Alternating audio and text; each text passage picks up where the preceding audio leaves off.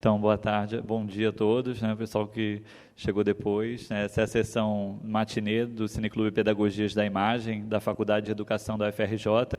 A gente exibiu aqui 3 filmes, dos quais a Mônica Clemens participou, né, como uma das realizadoras. E agora a gente abre a palavra aqui para ela, né, se você quiser comentar um pouco, né, livremente sobre questões que envolvem a pesquisa dos filmes ou questões que têm a ver com a sua trajetória também. Acho que vai ser super bem-vindo. A gente pode depois abrir para questões do público, a gente segue aí um debate, ok? Então, Mônica, bem-vinda e obrigado novamente, parabéns. Obrigada. Sobre os 3 filmes, são sinfonias urbanas, né? Os 3 filmes são não verbais, não tem fala, não é intenção de nenhum desses filmes informar absolutamente nada. Como uma expressão ensaística, a função dele é mais ativar a percepção, né, do espectador, uma avaliação subjetiva de um tema que é muito objetivo, que é a cidade, né, que é o urbano, e fazer com que as pessoas possam, de repente, sentir é isso ou não é isso, o que eu penso, o que eu acho. Mas os 3 são sinfonias urbanas, né, eles falam da cidade, todos os 3.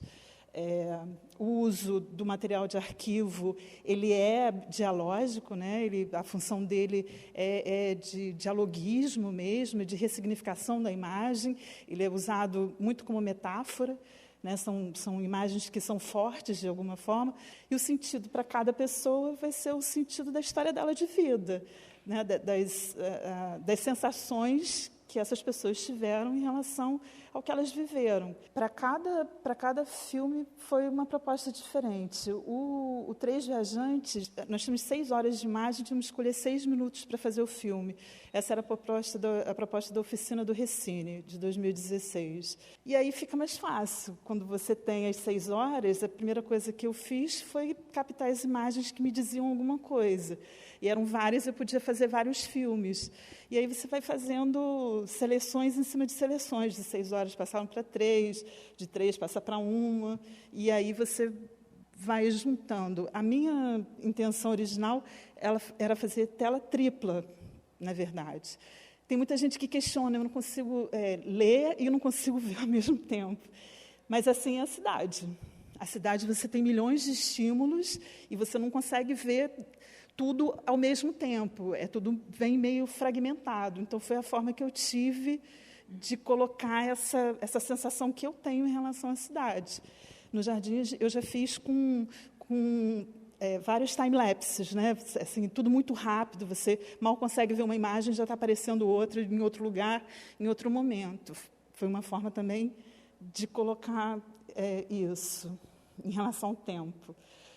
Do Jardim, tem um momento. O jardim, ele é um jardim histórico e um jardim urbano. Essa é a característica do Jardim do Plácido Catete.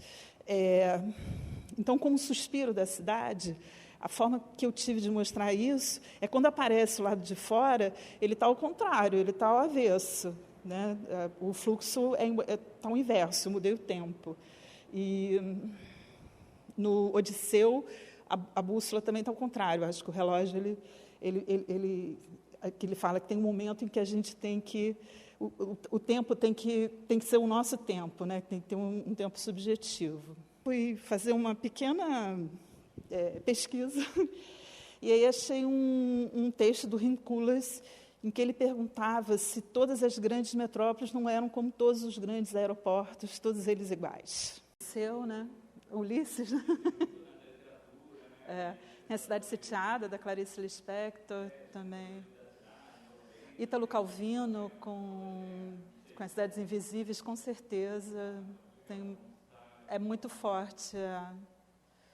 Essa parte, se você me perguntar por que essa parte urbana me interessa, essa parte externa, eu gosto de filmar em lugares externos e lugares públicos. Por que isso me interessa? Pessoalmente, eu não sei dizer. Eu sei que, assim, que é uma representação do que eu acredito que seja a democracia, do teu direito de ir e vir, de estar num lugar e de poder se relacionar com o outro. Eu acho que não tem nada mais democrático do que o espaço público e nada que reflita mais o status quo de uma sociedade. No momento que você tem um espaço público e você deixa de ir nesse espaço público para ir no shopping ou ficar cerceado dentro de um apartamento, né, dentro de um... Como é que é o nome? De um condomínio, a gente está deixando de exercer alguma coisa que é nossa por direito. E à medida que a gente abre mão disso, a gente vai abrindo mão de outras coisas também. Mas trabalhar com material de arquivo é muito bom. É muito bom porque você ter a capacidade de ressignificar é legal, de você poder ter a criatividade. Parece um jogo de criança em que você tem que juntar os bloquinhos, né? E, ao mesmo tempo, você saber que está contribuindo para que esse material ainda sobreviva mais um. Eu fui a muitos arquivos, né? Eu ficava umas 10 horas, mais ou menos, de pesquisa por dia. Eu acho que eu vi umas 4.000 imagens. Bastante coisa. Tinham imagens que eram muito mais bonitas, mas elas não casavam na hora de eu ter que de eu ter que pensar como que eu ia fazer a edição. Embora eu não tenha editado, fui eu que fiz o roteiro, e eu sabia na minha cabeça como eu queria o filme. Então, apesar de terem fotos que eram mais bonitas e mais marcantes, elas não concatenavam com a anterior ou com a posterior. O Odisseu é todo de arquivo pessoal, né? De personagens que já morreram, que não existem mais ali. A gente até ficava questionando... a Fernanda fez parte da oficina também, a gente ficava questionando quem eram aquelas famílias, porque a gente via a menina bebezinha indo crescendo até chegar aos 10, 15 anos, assim, são imagens meio que recorrentes. Eu procuro me desvincular dessas histórias, assim, me interessa muito pouco do porquê que eles filmaram o que era aquela situação familiar. Me interessa mais o que a imagem significa para mim, para onde ela me leva. Então, assim, se ela me leva para algum lugar, essa imagem ela é importante de ser captada. No Odisseu, nós éramos 3 realizadoras. 3 mulheres muito fortes, com ideias muito fortes em relação ao filme.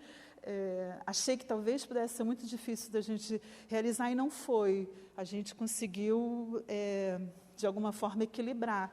Mas são 3 momentos diferentes ali no filme, do Odisseu. Que é isso, né? É um homem solitário, um homem de antigamente, né? Como é que é o nome? Repente? Não, o realejo, né? O realejo está no passado, né? Ele está atravessando a história ali de uma cidade que está sendo construída, reconstruída, né? O Rio de Janeiro sendo reconstruído ali. Então, ele é um passado que ainda não foi, né? Que está passarinhando ali para aquele filme.